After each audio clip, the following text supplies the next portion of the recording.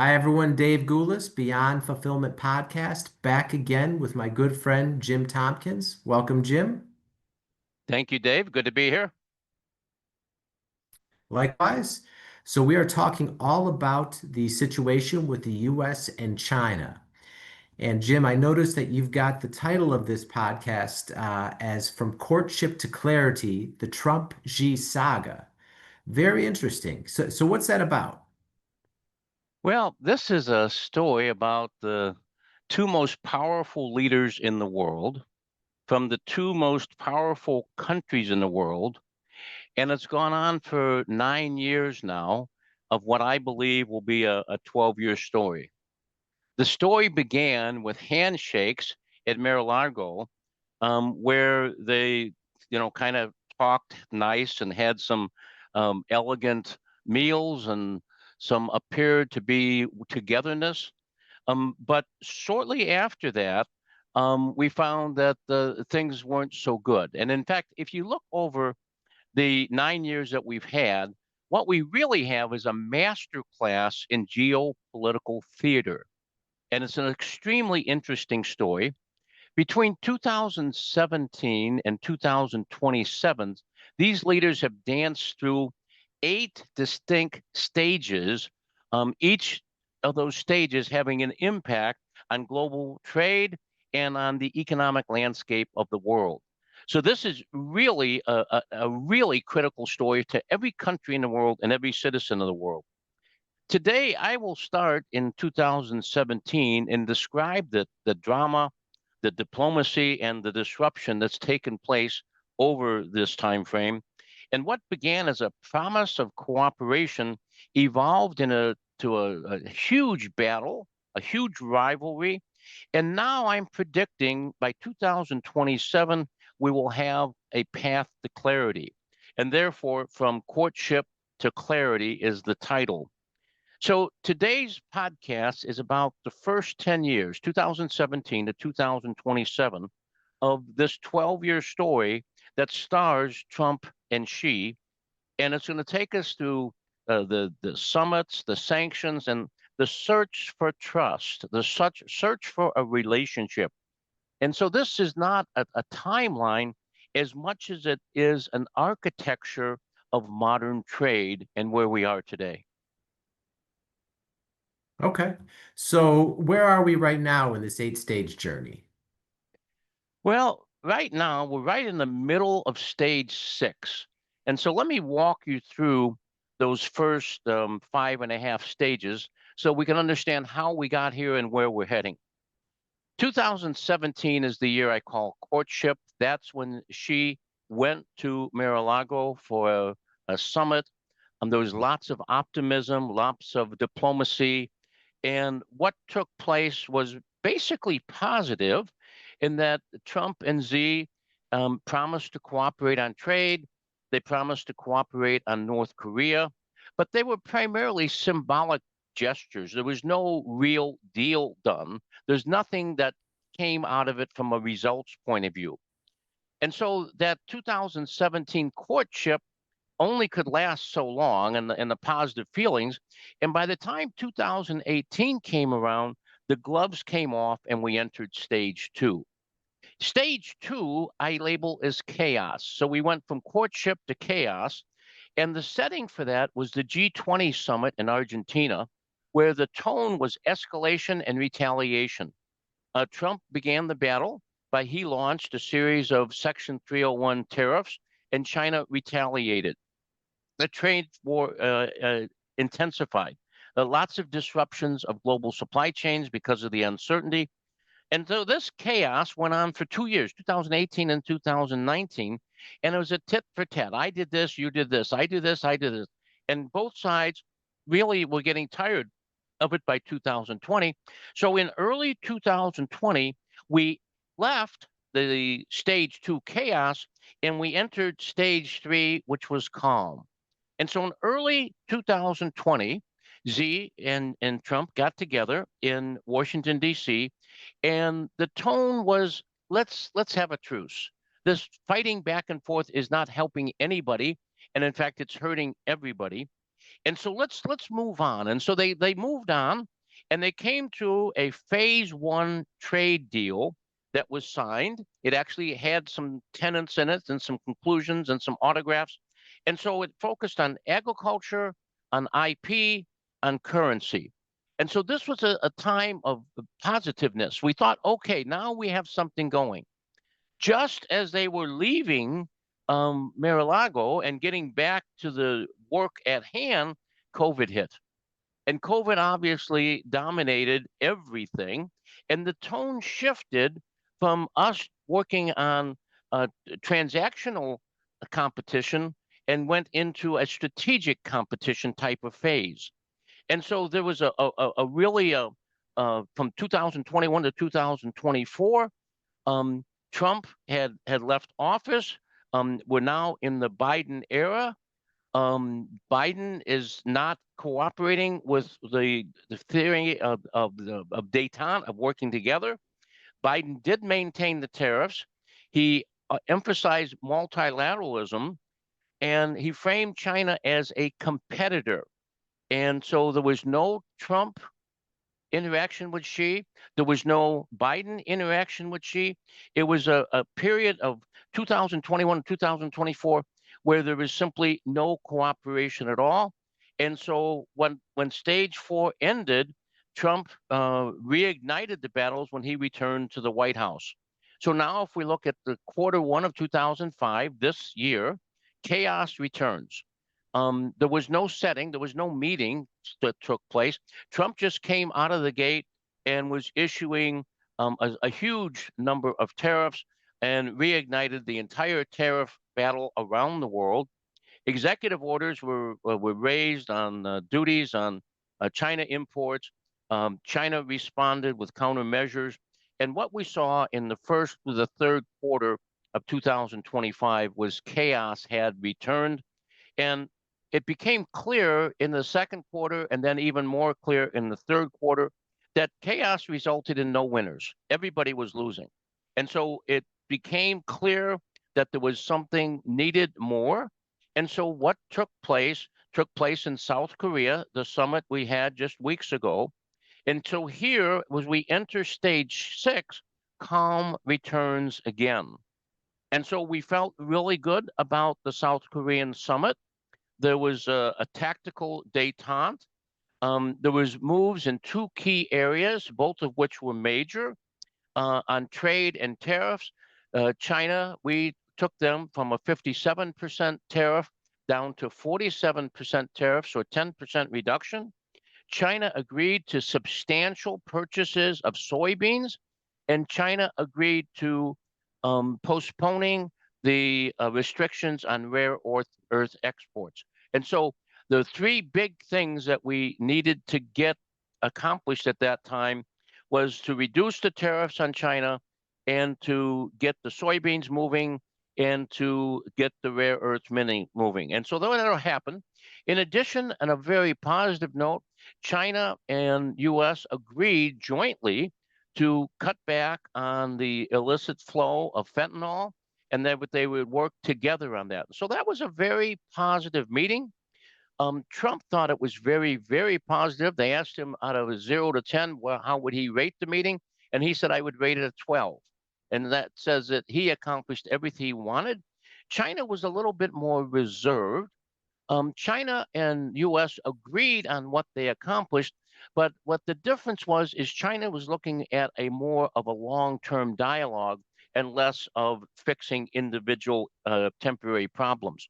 But what we did for sure get out of South Korea is a temporary relief, a framework for further talks. They decided Trump will go to China in 26. Xi will come to the US in 26. And so there was a mechanism put in place to create further peace and further positive trade as we go forward. So that's where we are right now. Is the South Korea meeting is done, and we're now looking at the benefits we got from it, but wondering where this takes us in the long run. Okay. And so what are the last two stages? Well, the last two phases are really trying to institutionalize what we began in South Korea. I believe both nations are in the process, as we speak, of building the scaffolding for creating a durable trade mechanism. There's lots of work going on this, and it's very, very, very positive. Now, I, of course, am an optimist, so I'm taking the optimistic view of this, but I believe we can see Trump and Xi are also taking a very positive view of it. And so this work is going on today, and it's being done with a sense of urgency. You know, Trump is 79 years old. Xi is 72 years old. Trump will be leaving office in January of 2029. Xi, of course, has eliminated the two-term limit in China, and so he can serve as president as long as he is alive, and he probably will. He probably will go for a third term and probably will even go for a fourth term. So Xi will be the head of China as long as he lives up until year 2037. But what they see is an opportunity in the next 3 years to get something done. And so both presidents really want to do this. And so I see stage seven taking place between the quarter two of 2026 and quarter two of 2027. This is a 1 year stage, and I call this stage codification. It's where we're going to develop a bilateral cross US China institutionalized set of rules and regulations and mechanisms to make sure that we have a durable trade mechanism that's going to allow us to have uh, standardized methods on how to handle disputes, export controls, joint compliance bodies, and I think it's going to give us the real chance for where we're heading, which is stage eight, where stage eight is clarity. And stage eight clarity is going to be the US and China establishing the new world trade rules, which is going to be based upon trust and transparency. And so this is critical. That's what this whole saga has been about. Where is the trust and transparency? And I believe by the end of 2027, we will have that in place. And so what we will have is a relationship that's based upon a rules-based framework where transparency in the supply chain and transparency in the technology governance is going to be key. And this is going to become the theme of where we head forward and where we are going to accomplish great work in world trade and world peace. Okay, very interesting. All right, so Jim, let's change the subject and let's just talk about something that's going on today. So the Supreme Court is having some hearings on the legality of President Trump using the Emergency Economic Powers Act to impose tariffs. So what's happening here? Well, it's a good question, and I wish the news media would have asked this question before they started running reports this week. There's some news channels which are saying we're going to get an answer to this question about does the president have the right to use the International Emergency Economic Powers Act to impose tariffs? We are not getting an answer. Today, in front of the Supreme Court, we are holding the oral arguments on the landmark case here, Learning Resources versus Trump, which is challenging President Trump's right to do tariffs. There will be no ruling today. It will not take place. There's oral arguments. Even on the simplest, most clear cases that sit in front of the Supreme Court, it takes weeks and months to deliberate on what the answer should be, and lots of negotiation takes place. So there's a decision I believe will take say someplace between February and June. Now you say, Jim, February and June is not a very specific time frame. That's a long time in 2026. Why is it going to take so long? And the answer is it's two-sided. Number one, The case is very, very, very, very important. And so that means they want to move quickly. The second thing, it's very, very, very complex because if you take one action or the other, it can have major impacts on everything that's happened over the last year. And so it's not going to be a simple yes or no type of thing that the Supreme Court comes up with because they're dealing with a very difficult topic and one that's going to take time. So I think at the best we can hope for is a ruling in February. The worst we can count on is, I think, sometime in June. Now, the question that's going to come up is what's the impact of this? Well, if they uphold Trump's right to do this, that's going to expand executive branch power. If they strike it down, it's going to result, in theory at least, in that the congressional body will hold the authority to do tariffs. So I think it's really important that we don't jump on, we're going to have a conclusion in November and December, because that's not going to happen, in my opinion. It's going to be at least February. And the best I can say as to when it's going to happen is February, March, April, June, sometime in there. And it's going to be a very interesting result that's going to have major impacts on world trade.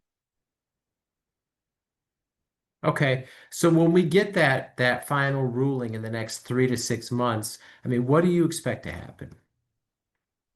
Well, I think there's two high level scenarios that you can come to. Obviously, one is the Supreme Court rules against President Trump, and the other is they rule with President Trump. And so those are the two options. If we think about the first option, they rule against President Trump.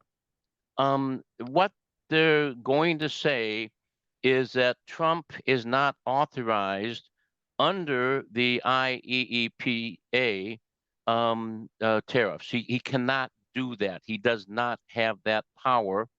And so, therefore, the tariffs that he has put in place need to be removed. They need to be reversed. Now, a lot of the tariffs he's put in place have been taken out of tariff and been made into agreements between countries. And so those would still stand. But the ones that are just, it's the stated tariffs that are not in a written agreement would need to be withdrawn. If nothing happened, that would result in a whole trade reset where tariffs on hundreds of billions of dollars of imports would need to be lifted and recalculated. There would be a very complex set of rules with respect to how we could get the Congress to participate in working together on that, which I don't anticipate would be done in an expedient way. And so it would be sending our allies and our adversaries a very negative message because the U.S. trade consistency and the rule of law would not be understood. However, I don't think that's going to come into play. If, in fact, the Supreme Court rules against President Trump, I believe he is, and in fact, there's some facts out there that validate these approaches. There is already work being done on taking all of those tariffs out of the IEEPA and putting them in Section 301 of the Trade Act of 1974. And this is the Trade Act that Trump has used in the past. And this Trade Act is clearly a thing that can be used against China, for example, because it's been done in the past and it is a precedent that has been set. And so Trump has previously used this approach, the 301 approach, to put tariffs in place in his first term. And although this does require a U.S. Trade Representative investigation, that investigation can be fast tracked. And in fact, that fast track can begin as soon as Trump asks for it to be done. So you don't have to wait for the decision to be made. And the time to do the investigation is less than the time it would take for the Supreme Court to make a decision. The second thing that Trump could do is he doesn't go with 301, but he goes with Section 232 of the Trade Expansion Act of 1962, which do allow tariffs based on a national security concern. And Trump is very clear on how this works. This ruling 232 has been used on steel and aluminum in the past because of the defense industry. Also would affect everything in the semiconductor industry. So Trump could argue that the supply chain vulnerabilities or the fentanyl trafficking justify him doing the tariffs under 232. In addition to that, Trump has the option of using the IEEPA, but using it with a different justification for the emergency. And so if you rewrote the emergency as a fentanyl targeting thing, I think it could go through. And so that would be using the law that just got struck down, but now he's using the law on a different topic. In addition to that, if Trump got surprised and this thing happened very quickly, which would surprise me as well, he always come back and use the executive orders. And executive orders can stand for a period of time where it would have time to do these other things.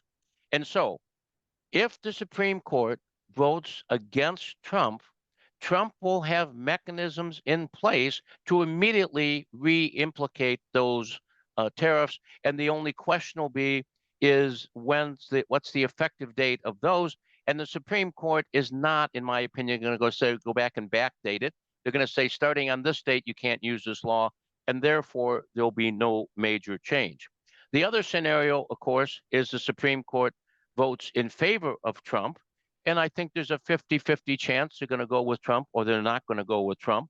And the court in this case would affirm the IEEPA use and would say that the president does have the authority to put these tariffs forward. And therefore, there's no change of anything. It's going to be business as usual, and we're going to move forward. And so this would result in substantial increases in the responsibility of the executive branch and the congressional branch using some power.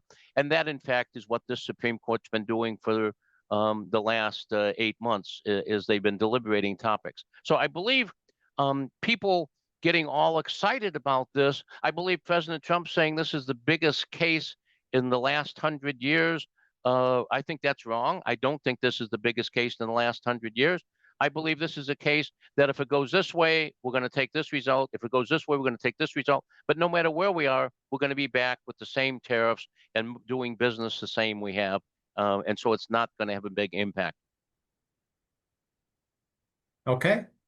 All right. Well, thanks so much, Jim. As always, fantastic hearing your opinion and learning all these valuable insights. And we appreciate you sharing this with our listeners. Super, Dave. Good to see you again. Okay. Likewise. Till next time.